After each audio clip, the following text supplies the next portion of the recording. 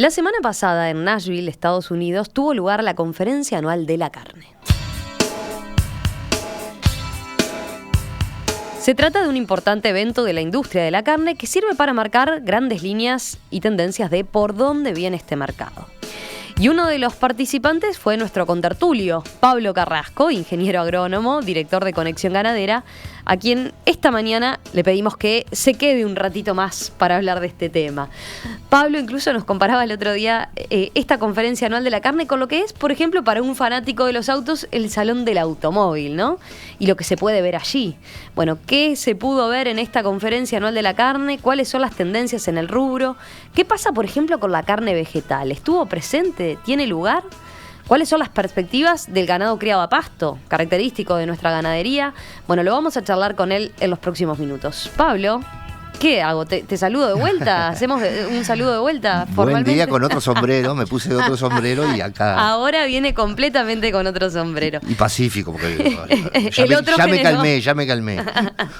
El otro estuvo más polémico. Vamos a ver, no sé tampoco, no es un tema que esté exento de debate, no, pero va por otro lado en todo caso.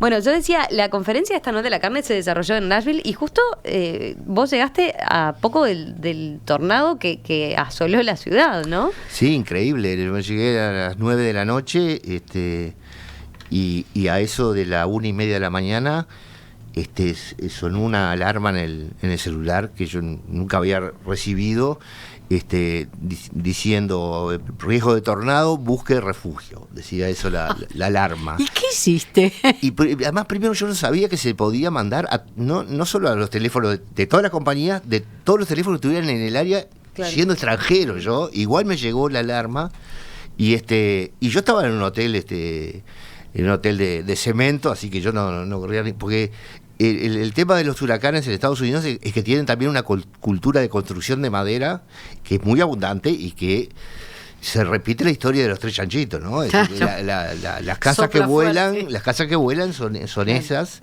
y no tenés ningún riesgo cuando estabas en otra. Así que yo me di vuelta en la cama. El huracán pasó a 1 kilómetro, fue muy concentrado, fue una raya al medio de la ciudad, como fue Dolores, por ejemplo, y bueno, y yo estaba a 1 kilómetro de ese borde, por lo tanto, al otro día realmente me enteré que había sido gravísimo, 22 muertos, y bueno, y la alarma es todo lo que yo pude ver desde mi cama.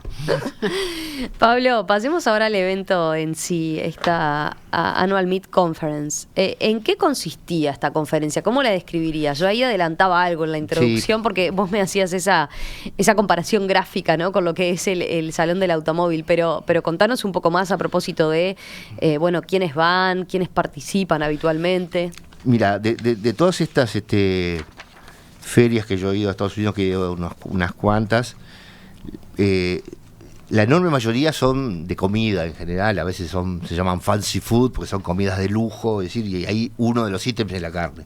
Pero esta es la única feria en la que solo es carne. Y tú asistís como ganadero. Y yo asisto como vendedor de carne. Vendedor de carne, ¿no? Con claro. Mi stand de la marca nuestra en Estados Unidos.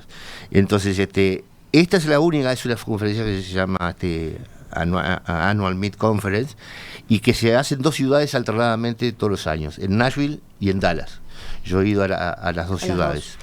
Y allí, como yo te decía, sí, están las empresas echando el resto, digamos, para lo que va a venir de carne. Allí ya no es el commodity el que tratan de vender, sino las nuevas formas de mantener viva la carne y todo lo que te puedas imaginar en variantes. A pesar de que la carne es una cosa roja, vos decís, no puede tener muchas variantes, se le está dando mucho, sobre todo contenido intangible, ¿no? Los intangibles. El packaging y todo eso. Packaging es una de las cosas que va evolucionando rápidamente y realmente son cajas a veces de como si fuera una caja de una pizza, digamos, y adentro tenés que abrirla para encontrar la carne. Ha evolucionado muchísimo y la parte de vacío termina siendo una joyería realmente, esas góndolas. Todo, básicamente el porcionado está dominando, digamos, que vos la abras y la tires arriba del sartén, ¿no?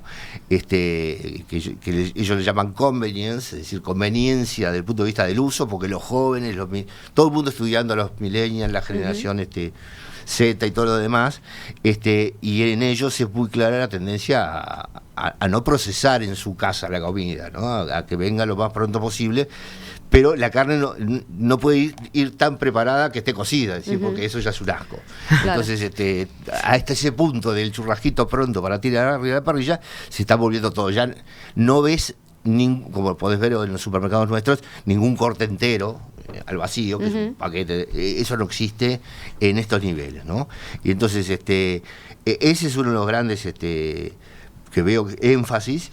Y después, explosivo, los temas de sustentabilidad, que es una cosa que es difícil de definir exactamente qué es, pero es una palabra que se usa cada vez más, y sobre todo la carne producida a pasto, que aparece como explosiva. Es un tema que explota, que ha crecido 100% desde hace 4 años en ese mercado, en un mercado total de carne que baja un 1% por año, comen cada vez menos, pero de la carne a pasto se está volviendo el sector que más crece de todo el mercado a pasto. ¿Y tiene algo que ver eso con la mala fama que tiene la otra carne, la de feedlot? Tiene todo que ver, tiene todo que ver. Y ellos inclusive, ellos le llaman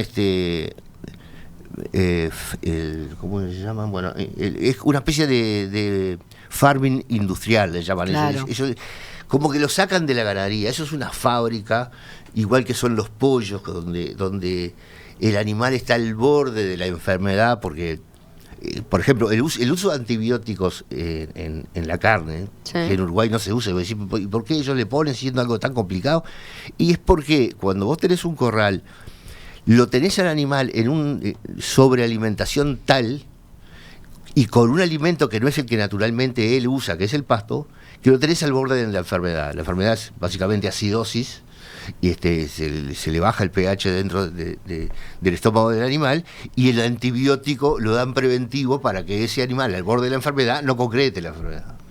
Entonces, cuando vos sacás el animal del corral y pones el pasto, es absolutamente innecesario darle antibióticos. Así que hay toda, como decís tú, Rosario, hay toda una crítica, porque además de que es esa forma de producir, son las multinacionales grandes, Tyson Foods, Cargill, esas son increíblemente, debe tener un 60-70% del mercado entre 5 empresas, que están allí, JBS, y entonces hay una especie de rebeldía contra esos monstruos multinacionales de acciones, y entonces en esta feria, por ejemplo, vos veías que los que eran ese tipo de empresas, yo te iba a preguntar eso, ¿qué actitud tomaban? Se escondían por alguna marca en la cual vos sí, o se suponía que seguías para atrás, llegabas a conocer al productor que había producido eso, como una marca especial de Cargill, por ejemplo, ¿no? Es decir, como que hizo la Volkswagen, compró Porsche. Claro. Y el Porsche se los vende. Sacan como segundas marcas que les permitan desmarcarse. Porque la imagen de Cargill o de Tyson Foods es de la masividad, la falta de la producción en serie, y eso está. Entonces, que haya una historia familiar de un productor detrás era muy importante. Y yo, entre otras cosas, yo voy, te mandé una foto, yo voy y cocino. Ahí ahora la vamos a ver en nuestro sitio web, porque sí, contanos de eso, ¿cómo fue? A ver. No, pero eso siempre. ¿Siempre es así? Siempre. Yo podré faltar a una reunión con un supermercado, pero no falto si hay que cocinar, porque los últimos 10 segundos de la carne se juegan la vida. Si yo te la llevo a dar seca, te la llevo a dar fría. Entonces es como, a mí me remuerde porque se me enfría un poquito y tiro unas carnes que valen fortuna, ¿no? A la basura, o si se me pasó un poquito de punto, no se la doy. Es decir que esos 10 segundos, el ojo del amo es todo para mí, y por eso yo no falto, así que en esa feria hice lo que hago. O sea que no solo tenés que ser buen productor, sino que ahí te jugás el ser buen asador. El famoso del campo al plato. No, porque no es parrilla. Sí, la parrilla de ellos, la barbecue bueno, entonces eléctrica, y es una plancha. Una plancha. Es una plancha, claro. Una plancha eléctrica, porque Ahí te estamos viendo, mirá. Ahí te estamos viendo con el gorro de cocinero. Exactamente. Y todo. En mi otro sombrero. En el otro sombrero. Pero así que, mirá, no tenía claro que era tan importante ese momento entonces. Bueno, para mí más sí. Allá del, para mí sí, porque vos podés salir diciendo qué exquisito o podés diciendo más o menos. Te juro que podés así. Yo te voy a invitar a casa y te voy a dar un error y un acierto. Y te van a aparecer carnes completamente distintas. Te van a aparecer dos cosas completamente distintas. Entonces, hasta la terneza cambia. La terneza cambia. Pablo, pero estos cortes eran los que vos producís en Estados Unidos. No, los produjo acá. Acá. Los produjo acá y los importás para allá. Perfecto, te había entendido mal hoy al principio. Allá. No. Los animales son nuestros. Se mandan al frigorífico como cualquier productor. Pero a paladera. A pasto, sí. A pasto. Y después nuestra empresa americana importa de esos mismos animales. Ahí está. Cuando dijiste tu empresa americana, es con la que importan. Bajo el rubro, la marca de... Es el distribuidor. Es el distribuidor. El distribuidor de la carne. Y esa empresa le compra al frigorífico donde le vendimos los animales, le compra como cualquier importador los cortes, pero como en Uruguay se sabe la trazabilidad de mis animales que yo le mandé como productor, ¿está? Así que yo pierdo la propiedad y la vuelvo a tener en algunos cortes y el frigorífico hace lo que quiere con el resto. Lo manda a la carnicería y todo lo demás. Así que yo no me meto en el lío de desarmar un animal en 56 partes distintas y tener que vender cada una en el mejor mercado del mundo, porque eso es lo difícil. Ajá. Y me llevaría toda la energía que necesito para Estados Unidos, donde sí la batalla es a codazo, porque es más fácil vender armas, yo creo que en Estados Unidos, que vender carne, porque la agresividad y la competencia es feroz. Sí. Y son trillones de dólares, ¿no? ¿Cómo te fue cómo te salió el asado y qué repercusión tuvo en cuanto a ventas? Bueno, en esa feria uno hace el contacto y después se concretan lo que ellos llaman el follow-up, que es cómo la seguís, ¿no?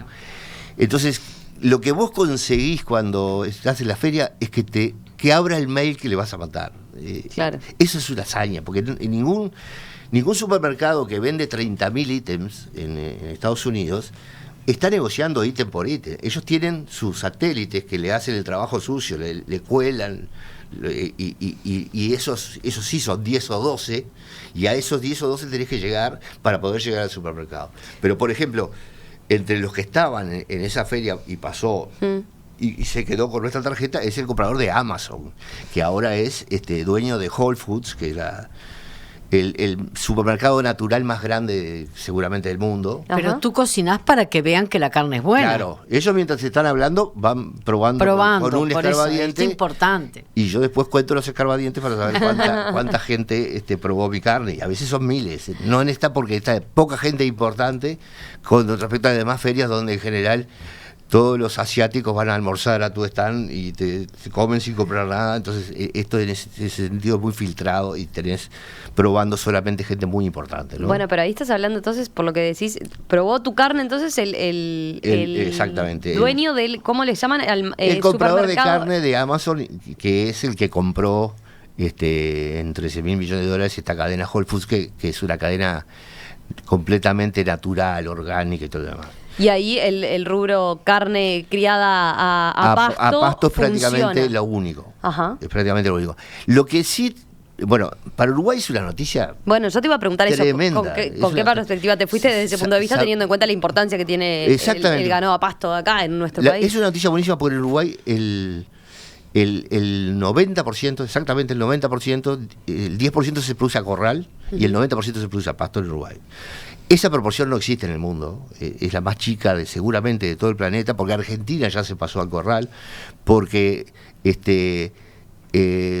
Nueva Zelanda y Australia, Nueva Zelanda no produce produce ganado de leche, no produce ganado de carne, Australia es 100% corral, y te queda por clima, porque vos para producir a pasto y todo el año no tenés que tener ni nieve, ¿no? Porque si no la tenés que cerrar, o sí. Y no tenés que tener los calorazos. Si vos querés tener la mejor carne del mundo, Angus o Hereford, que es la que tenemos aquí en Uruguay, no podés irte muy arriba de Ribera, porque ya el clima no se adapta. Así que es una franjita muy específica la de que vos podés producir carne a pasto todo el año. Yo cuando traía un americano de visita acá, estaba asombrado con la cantidad de motos que había, ¿no? en Montevideo. No podía creer la cantidad de motos. Y después dice, sí, pero claro, si producen pasto todo el año, seguramente pueden andar en moto todo el año, porque para ellos la moto se guarda en invierno, claro, y se saca cuando se deshiela de primavera. Así que en ese sentido Uruguay es un lugar privilegiado, y al tener el 90% a pasto, es el proveedor seguramente mayor del mundo de carne a pasto. Con nuestra pequeñez, como nos hemos especializado en eso, y de los 12 millones de animales que tenemos, vendemos todo afuera, somos un proveedor enorme. Y a eso a los americanos les importa mucho. Ellos te dicen, no me excite a mis clientes y después no me va a cumplir, ¿no? Claro. Ese pecado no lo podés cometer. Y nosotros, respecto a sus proveedores, que son básicamente locales, sí. Nuestro gran competidor no es Australia, son los locals, que le dicen ellos, los productores locales, que tienen serios problemas de escala, porque tienen 10 vacas, ¿verdad? Entonces le tenés que comprar el bife ancho, que es lo que te interesa al restaurante, pero le tenés que comprar el osobuco y vendérselo que hace puchero, porque no es un corte para un restaurante.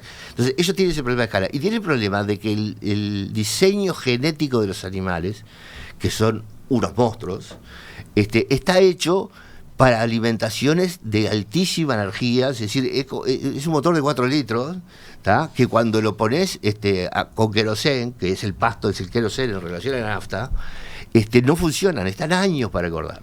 Así que tiene un problema de calidad, consistencia y todo lo demás, en lo cual Uruguay dice, yo te estoy dando esta muestra y yo soy capaz de llenar tu contenedor completo con este solo corte y todos igualitos.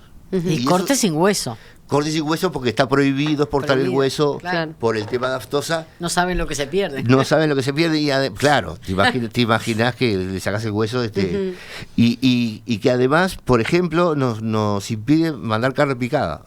Porque la tenemos que picar allá, porque la carne picada no te darías cuenta si hay un pedacito de hueso. Claro. Y eso no lo prohíbe. Eso es una batalla que el canciller debería dar, porque el 70% del consumo de los americanos es carne picada. Ellos hamburguesas, albóndigas, claro.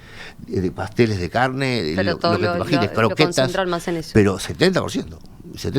Te iba a preguntar, tú fuiste como director de Conexión Ganadera, pero después, ¿qué otra presencia uruguaya había dado esto que decías de las perspectivas que se abre? ¿Uruguay 21 estaba, por ejemplo? No, estaba INAC. INAC. Sí, la verdad que es un absurdo, porque estábamos a 30 metros, ellos llevaron un chef, que no era tan bueno como el nuestro, pero que costó mucho dinero, y hacían exactamente lo mismo que nosotros. En un stand muy grande, muy bien ubicado, cocinaban carne y daban a probar a los que iban a la feria. Lo mismo, exactamente lo mismo. El tema es que cuando INAC no le compete ser vendedor de carne a él, sino de promover la carne uruguaya al país y después las empresas serán las que venden.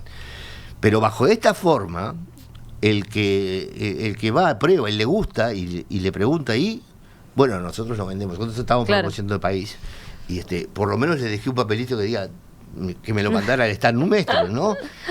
Pero me parece una locura, digamos, porque Uruguay... Pero faltó coordinación ahí, porque en otras instancias se trabaja muy en conjunto en estas ferias internacionales. 10 días antes de la feria, que ellos también iban. Una duplicación de costos, porque esto no es barato, una duplicación de costos enorme. Y bueno, y eso a mí la verdad que me molesta un poco, porque digamos, podríamos ir nosotros y 10 empresas más, digamos, pero ellos darnos el paraguas como si lo hace Uruguay 21. Uruguay 21 no va nunca solo a un país, te lleva 10 empresarios de cualquier cosa y en ese stand que claro, están todas las empresas vendiendo. Eso no puede funcionar de otra manera que no sea así, y no fue el caso.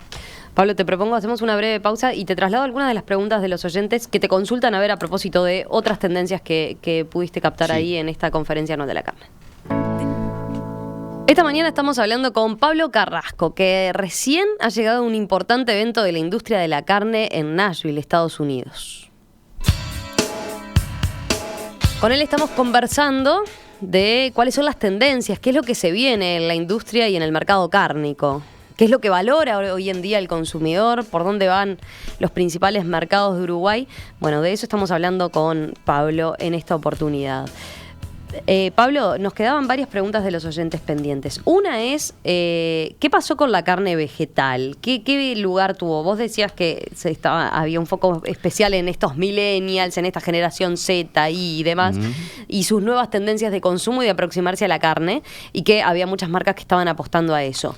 Esto también es una novedad relativamente y que es un mercado, un nicho que a este público o mejor dicho, hay marcas que se están enfocando en ese nicho por este otro lado, ¿no? La carne vegetal. Sí. ¿Ahí qué presencia tenía? Bueno, en esta feria, digamos, los productores de carne están espalda con espalda defendiendo que no sea usada el nombre carne en estos productos vegetales, ¿no? Pero realmente... Algo a lo que vos ya has hecho referencia acá, ¿no? En otras oportunidades que has hablado del tema, ¿no? Porque esas hamburguesas tienen 22 ingredientes súper procesadas.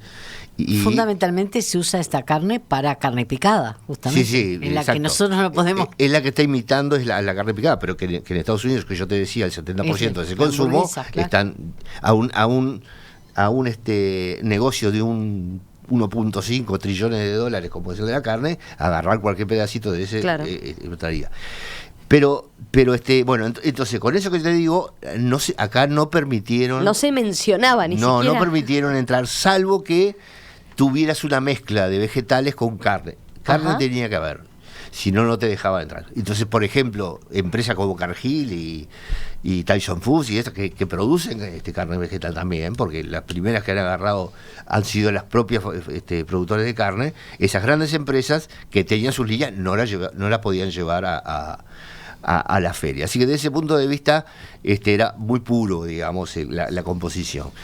Ahora, también yo te cuento que justo porque ayer leí que el crecimiento de la carne vegetal no es explosivo. El año pasado, con todo lo que se habló de ello, el crecimiento fue el 11,7%. Yo te iba a citar esa cifra, sí. Carnes vegetales crecieron 11% en 2019, las ventas, ¿no? Es poco, digamos, para una explosión.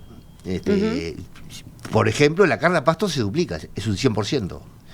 Entonces, ya sabemos que de aquí a 10 años el mercado de carne va a subir como 20.000 millones de dólares y se espera que en un éxito rotundo de la carne vegetal se llegaría a 3.000 millones de dólares de esos 20.000 que va a crecer. Así que lo que se espera que crezca el consumo de carne auténtica es tanto mayor que lo que se espera que el consumo, porque en el consumo de carne auténtica entran todos los que vayan entrando a la clase media, sobre todo en Asia. En el consumo de la carne vegetal son los que estaban yendo rumbo al vegetarianismo, ¿no? Al veganismo. Exactamente, y esos son muchísimos menos porque poblacionalmente son muchísimos menos. Entonces, y además el componente del crecimiento de lo que hay una gran curiosidad. Por probarlas y ver cómo es. Después vos decís Así qué pasa. Los 240 millones de americanos la van a probar. Pero tú no te animaste, yo las tengo en el congelador. Confieso que yo no puedo estar hablando de esto y no haberla probado, es una barbaridad. Pero cada vez que me llega la hora y veo las dos hamburguesas, la carne es débil. ¿Sí constataste que es una preocupación en el ambiente o estaba presente el tema como tal? No, nadie le teme al tema vegetal. Ahí recién en la pausa cuando nombrabas la otra carne, que es la carne sintética, que esa que se hace, ella está todavía muy lejos. Costó... La primera hamburguesa en el 2013 hecha con células madres, que eso se hace en el laboratorio, tuvo un costo de $300.000, hoy están en $100. Sí, porque había un oyente que nos preguntaba, ¿se habló de cortes de carne clonadas a través de células madres de un animal vivo? ¿Se está estudiando este tema? Eso se llama carne cultivada. No hay ni referencia porque todavía están en etapa de... Sí, demasiado experimental. La otra es demasiado experimental. La energía que llevaría eso también... va a ser algo que les va a complicar porque la energía que lleva a hacerlo y el precio y el precio, bueno, el precio está lejísimo, pero siempre suponen que se va a ir abaratando y que algún día podrán hacer, pero ninguna de ellas genera en preocupaciones en los productores de carne normal, porque ya te digo, tienen por delante un mercado mucho más grande de carne convencional que el que se ve va a tener la carne vegetal, así que es algo que se va pagando como amenaza a medida que pasa el tiempo y ves que evoluciona de esa manera, ¿no? Bien, da para después volver sobre este tema, pero Pablo, vamos a que quería puntualizar una cosa. Decías la buena perspectiva que tiene Uruguay en este sentido por el gran porcentaje que tenemos nosotros de ganado criado a pasto, que es lo que se viene, decías, que es lo que se viene, que es lo que cada vez crece los más. consumidores en Estados Unidos crecen y valoran más.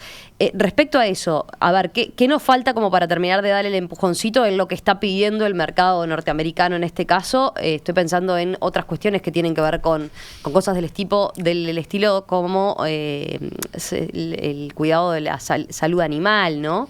Ese tipo de cuestiones que hoy en día el consumidor mira, o el conocer, como decías, al productor, el código QR que hace que más allá de la trazabilidad que nosotros tenemos del sistema de la carne, bueno, que realmente conozcas una cara detrás de una cara detrás de la carne, de esa carne, ¿no? Claro. Exactamente. Y bueno, y en ese sentido yo creo que tenemos 2 o 3 limitantes o problemas. El primero es que es un tema nuevo que está plagado de mentiras. Hay una batalla sanidad animal, bienestar animal. Hay una batalla por los términos, digamos, por la nomenclatura. Es decir, carne a pasto, algunos te ponen un novillo vegetariano, por ejemplo. Sí, porque lo único que le dan en el corral es maíz y soja, como ración molida. Es verdad, no comió harina de carne, por ejemplo. Pero eso no quiere decir que sea pasto. Es decir, entonces hay mucho engaño. Yo tengo la certeza de que, porque ya a esta altura visualmente yo te saco una carne a pasto de una de corral muy fácil. Y tengo la certeza absoluta de que, por ejemplo, la carne que se vende en esta cadena, yo te decía Whole Foods, sí, la que compró Amazon, que es la más prestigiosa por lejos, desde ese punto de vista, es todo carne a pasto y aquello prácticamente ninguna es a pasto.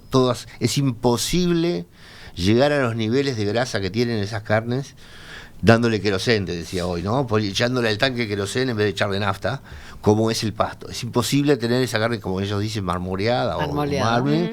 No hay manera porque el pasto no tiene esa energía. Y sin embargo vos ves carnes que son igualitas a las que producen a grano con ese. Así que hay una batalla ahí que tiene que el Ministerio de Ganadería allá, el USDA, tiene que empezar a laudar sobre el uso. A nosotros nos obligaron a demostrar, porque la etiqueta, a veces las cosas que hace Uruguay y va el ministro y consigue una cosa, es lo mismo sin el ministro, pero el Ministerio de Ganadería te aprueba la etiqueta. Para aprobar la etiqueta que dice sin antibióticos, sin hormonas, producida a pasto, vos tenés que demostrárselo y es un proceso duro. Y en ese sentido es muy fácil desde Uruguay hacerlo porque la prueba de que no tiene hormonas, le mandás la ley que prohíbe las hormonas en Uruguay. La prueba de que no tiene antibióticos, le mandás la ley que prohíbe los antibióticos como alimento. Que no consuma productos de origen animal, le mandás la prohibición de utilización y te queda demostrar de que es a pasto, que en general precisas muchísimas cartas de productores comprometiéndose con no darles grano, salvo que se estén por morir, porque eso es lo que te acepta este sistema. Así que ese es un desafío. Y el otro desafío es, que es ganarle. Digo, hoy en Estados Unidos, nosotros fuimos por primera vez en 2004. En 2004 había que explicar todo sobre lo que era carne a pasto porque para ellos no existía. Claro. Era un producto completamente nuevo. Entonces, hoy no hay que explicar eso porque explota y hay que tratar de ser el proveedor en vez de otro. Que le dejen de comprar a otro para entrar nosotros. Allí hay todo un tema de lobby, allí hay un tema de donde INAC podría ayudar mucho a nosotros o a gente como nosotros. Esto es enormemente grande y da para todo, y valorizaría enormemente nuestras carnes, y allí tenemos un problema de competitividad. También tenemos un problema de competitividad en los famosos aranceles. Uruguay tiene 20.000 toneladas de carne que puede entrar sin aranceles a Estados Unidos. La famosa cuota. La cuota de Estados Unidos. Y esa cuota es distribuida, la manejan los frigoríficos y es usada por ellos y no se la prestan a nadie. Así que el que está fuera del sistema, como estamos nosotros, cuando vendemos tenemos un sobrecosto sobre los demás del 26.4% de arancel por cruzar la aduana americana. Y eso es mucho dinero en los márgenes de tan chicos que tiene la carne. Así que esos son, me parece, los obstáculos que hay que sacar después de tener lo mejor, que es tener la naturaleza y las razas que se engordan a pasto todo el año, que eso es lo más difícil, ¿no?, de cambiar. Y bueno, todo eso lo tenemos, nos falta la otra parte logística y estratégica del Ministerio de Relaciones Exteriores para bajarnos ese arancel. Bien. Te iba a preguntar, ¿otras carnes? También había oyentes que mandaban por ese lado. Sí. ¿Solo esto era carne vacuna o estamos hablando No. de también tenía presencia otras carnes? Era meat, no beef. Ellos beef Ahí hacer la específicamente es carne vacuna, meat son todas. Mira, a mí de los que más me como segunda carne, digamos, donde se valoriza muchísimo la forma natural de criarlas es el pollo. Y en el pollo, básicamente, vos no decís que es producido a pasto, porque el pasto lo comen lo dejás salir al pasto y el pasto lo van a comer más o menos en un 20%, el 80% va a seguir siendo la ración. Pero tener acceso al pasto genera dos cosas: el bienestar animal del pollo, ¿no? Ellos dicen cage free, libre de jaula, ¿no? Claro. Con una puerta para salir al exterior, que eso no existe en la industria avícola.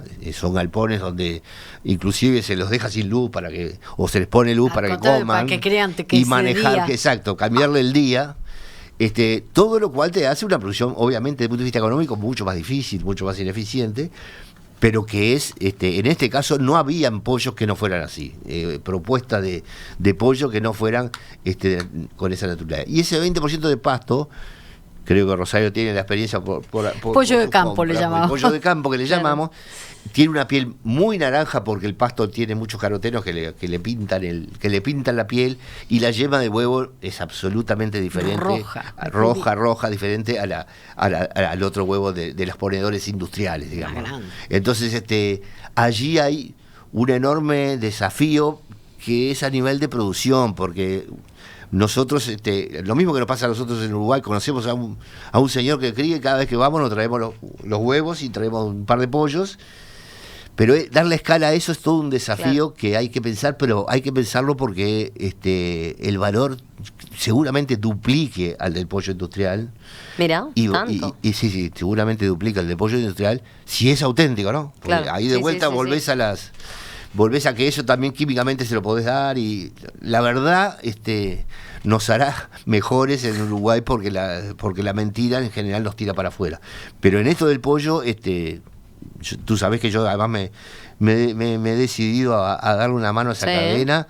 Y bueno, lo comentaste acá el otro día en la tertulia, ¿no? Estamos tratando de aprender a ver cómo diseñar sistemas de ese tipo, pero de escala, digamos, de que podamos hacerlo con mucha escala, porque si no, digamos, es una linda experiencia folclórica, pero no es un rubro.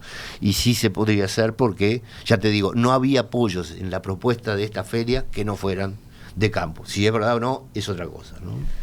Pablo Carrasco, ingeniero agrónomo, director de Conexión Ganadera, integrante de nuestras tertulias. Muchas gracias, Pablo, por venir con este otro sombrero, por aprovechar este viaje por allá. Pero qué hambre me dio.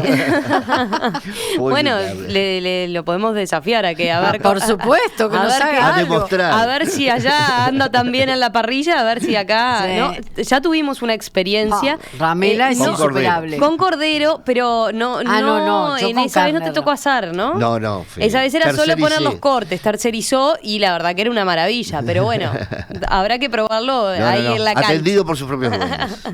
Pablo, gracias. Muchas gracias a ustedes.